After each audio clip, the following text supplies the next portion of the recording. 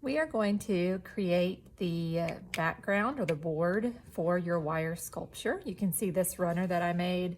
I created sort of like a path. They were running through a park. I made a little pathway with the rocks and then some water and the grass. We are looking at the ground from up above down below. So you're not going to see anything like the sky. You're not going to have a sun or anything because we're looking down on it. You can make these more realistic, or if you wanted to make them more abstract and design a background that was just kind of correlated with whatever you made. So like this is a little dancer that I made with a skirt. So I'm gonna make her on her tippy toe kind of twirling, and then I'm going to design this in a way that's a little more abstract. You might do something like, I have a basketball player here. So you might want to do something that looks more like what they would play on. So like a basketball court or a soccer field. And then you could have them standing on that. Okay, so what you're going to get is a board like this one. And I like to start with pencil first, designing what I'm going to draw, and then coming back over it with Sharpie to trace. And then if you need to erase any pencil lines, you can. I'm doing another little park scene here just to show you.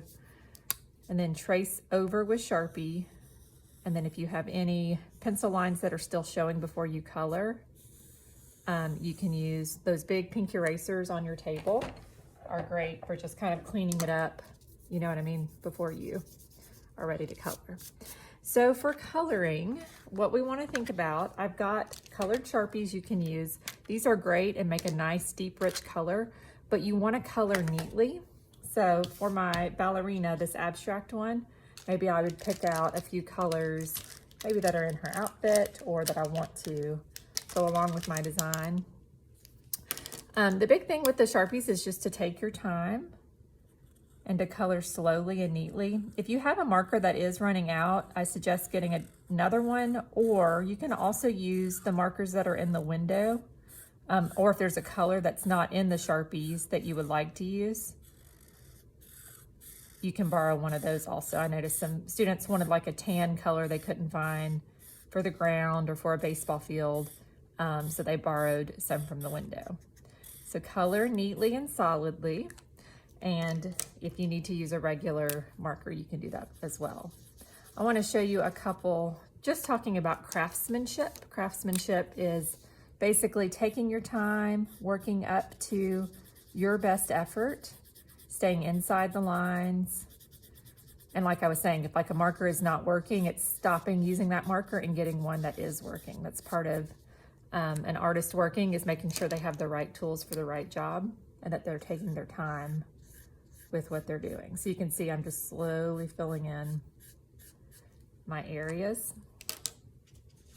So let's look at these. This is a student who's doing a baseball field. I thought this one was really nice, but we can really see the craftsmanship and the detail that they're using. They've got a couple different shades of brown, a couple different shades of green. He's actually making it look like the field got mowed in different directions, which I thought was clever.